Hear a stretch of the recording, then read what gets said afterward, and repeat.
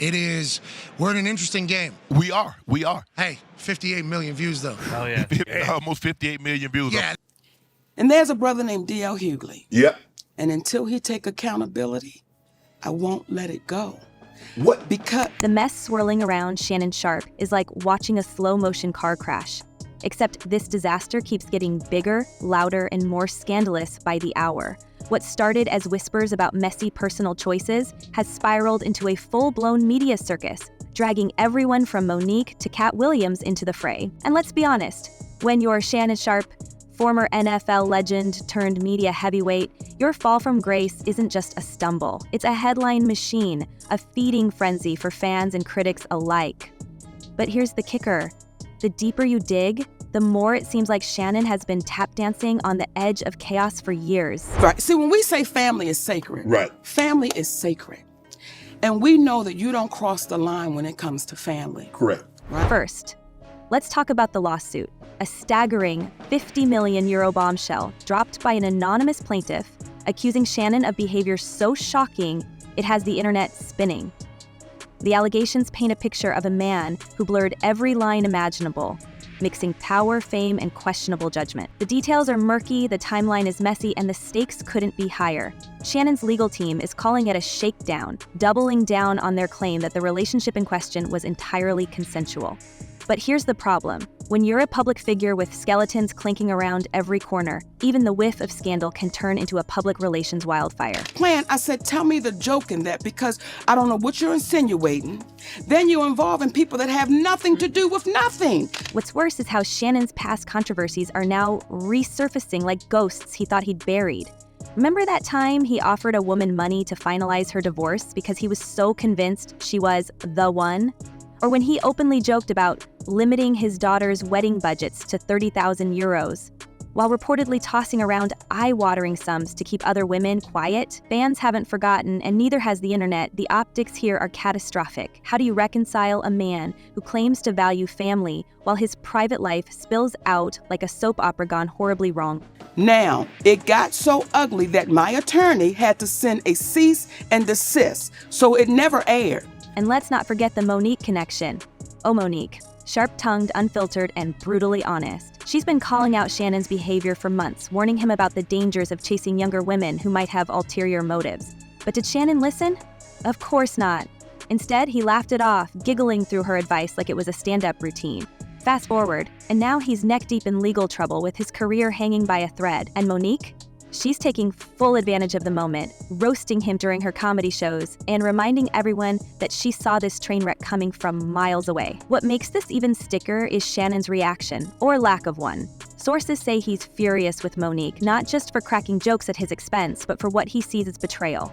He expected his celebrity friends to back him up, to rally around him during the storm. Instead, they've either stayed silent, or in Monique's case, turned his fortune into material. It's a brutal reminder that fame is a fickle beast. One minute, you're untouchable, the next, you're the punchline. Through the years, I've watched DL speak ill of me. Through the years, I never knew DL Hughley had a problem with me. But Shannon's troubles don't stop there.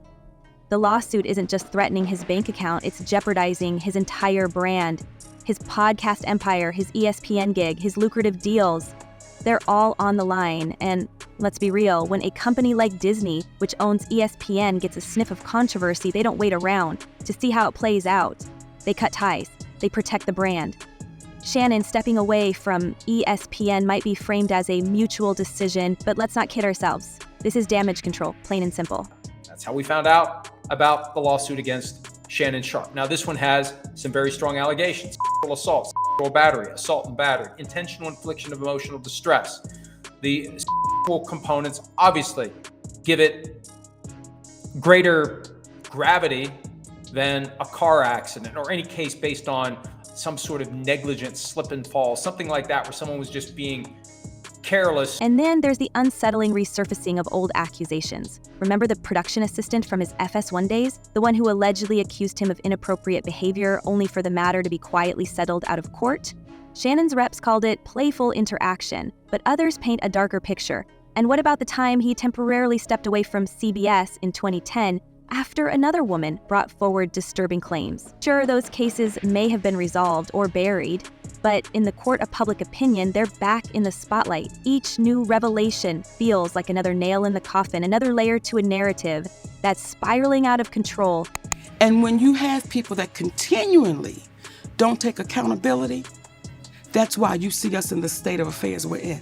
And let's not even get started on the leaked audio clips, the ones where Shannon is allegedly heard making aggressive comments to the plaintiff, comments his legal team insists were part of role-playing. Whether you buy that explanation or not, the damage is done. The clips are out there, and they're painting a picture of a man who, at best, has a penchant for pushing boundaries and, at worst, is battling allegations that could destroy him. Like the Deshaun Watson cases where there were 20 plus plaintiffs and they weren't really sure who the people were who were making the claims. In this case, Shannon Sharpe knows exactly who it is because there had been, and it's clear from the statement issued by his lawyer, Lanny Davis, there had been some pre-litigation efforts to try to resolve this. But what really has people talking are the text messages between Shannon and the plaintiff. Messages that allegedly reveal a bizarre and deeply uncomfortable dynamic. Fans are dissecting every word, every emoji, trying to piece together the truth. And then there's the racial undertones, claims that Shannon engaged in fetishistic behavior that's left even his most loyal supporters cringing. It's messy, it's complicated, and it's dragging his reputation through the mud. Because we know how this business works. Right. So when you allow that to happen, what do you think is going to come back your way? Let's not forget her own history of feuds.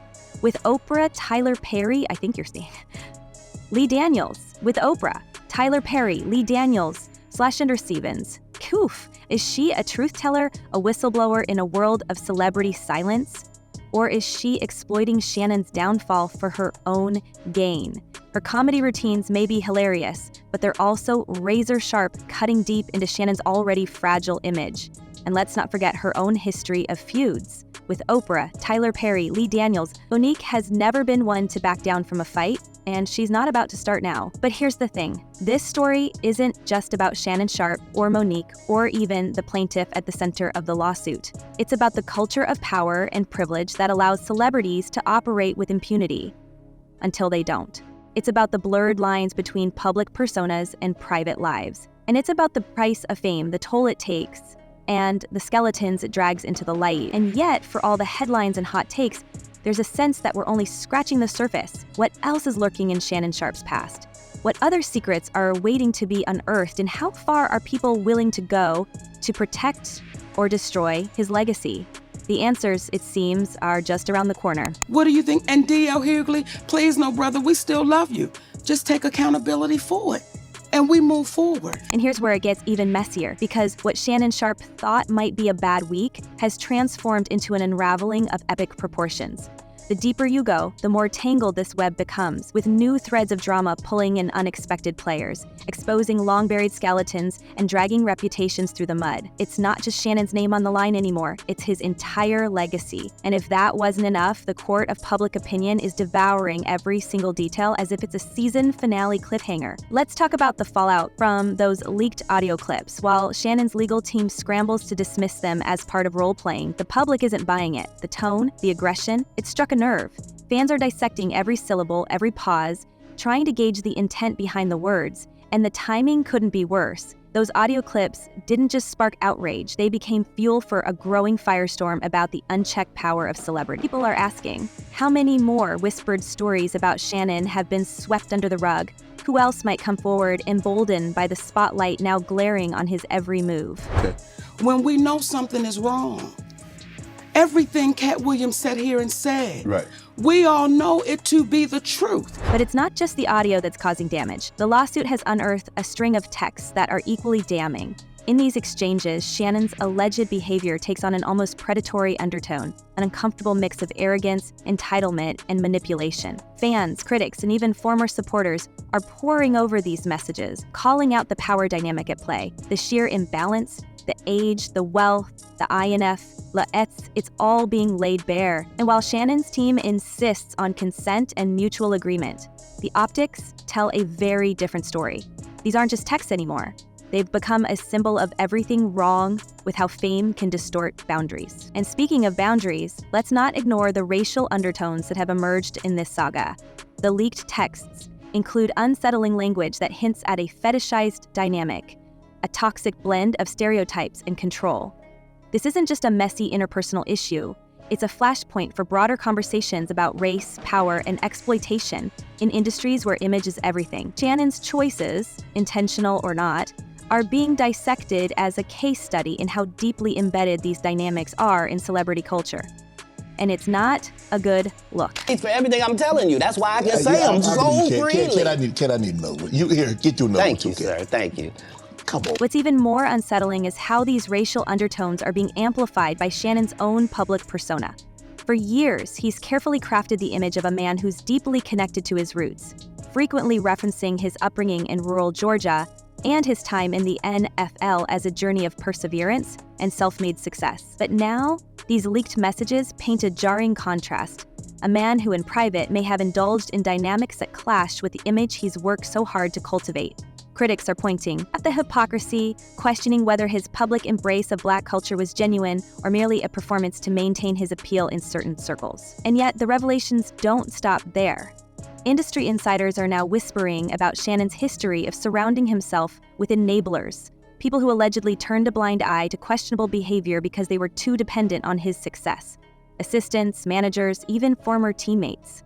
Some are now quietly distancing themselves, while others are reportedly sharing troubling anecdotes with reporters behind closed doors. It's the kind of unraveling that feels inevitable in hindsight. The slow crumbling of a facade that cracks under the weight of its own contradictions. For someone who spent decades in the public eye, the idea that Shannon's inner circle may have been complicit or worse, actively supported his choices is a damning indictment of the culture of silence that often surrounds powerful figures. Gil, I mean, I remember walking out and CJ, the producer of the show, he's like, Shannon, this is gonna blow up the internet. And let's not forget the ripple effects this is having outside of Shannon's immediate orbit.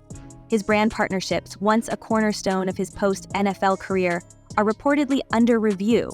One luxury sponsor, known for its high-profile collaborations, has already paused their deal with Shannon, citing the need for further clarity around the situation.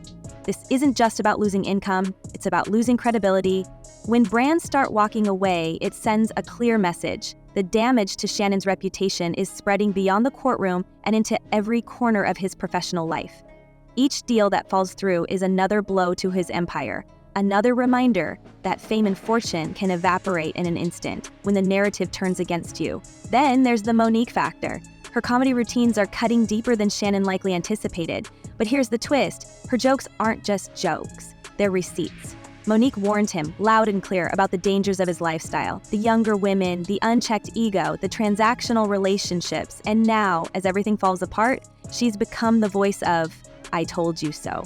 But her involvement isn't without its own controversy. Critics are questioning whether her comedic takedowns are a form of opportunism, leveraging Shannon's downfall to boost her own narrative. It's a complicated dynamic, part truth-telling, part spectacle, and it's keeping everyone glued to the drama. But it just took off. Yeah. And everybody was they were just shaking their head. I was like, what? They're like, Shannon, this is gonna go crazy. What's even more shocking is how isolated Shannon appears to be. The silence from his celebrity peers is deafening.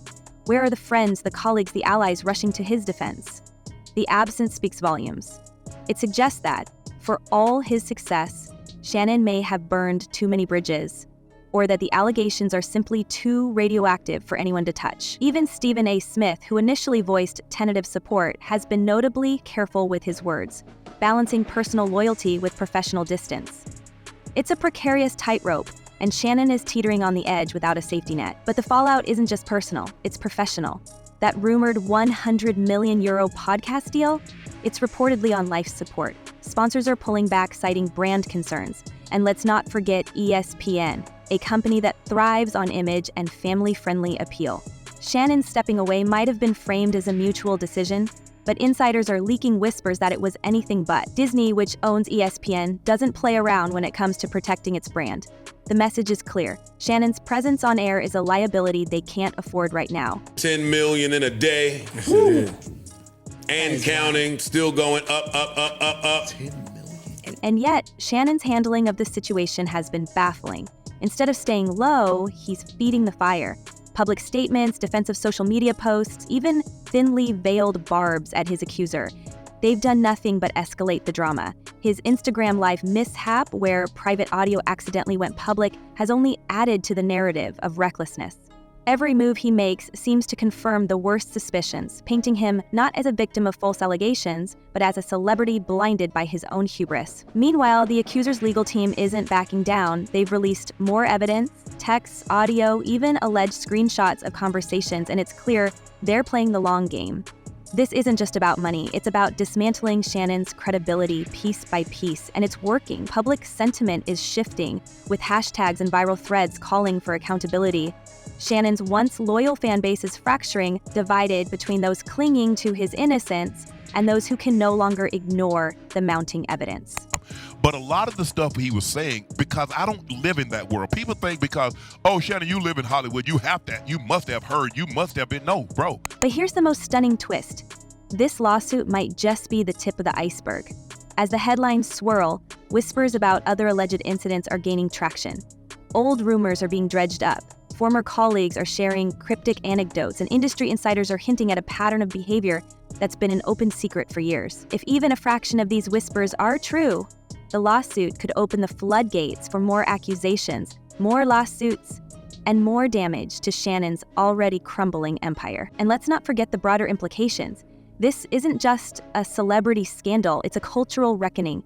Shannon's downfall is forcing uncomfortable conversations about the power dynamics and fame, the complicity of those who enable bad behavior, and the blurred lines between public personas and private actions.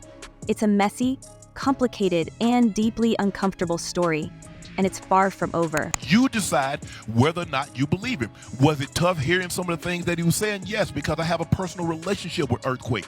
I've had Steve Harvey on the show. So where does this leave Shannon Sharpe? Can he claw his way back from the brink? Or is this the beginning of the end? And what about Monique?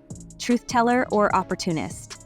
The lines are blurred, the stakes are high, and the fallout is only just beginning. Let us know what you think down below, and we'll see you in the next one.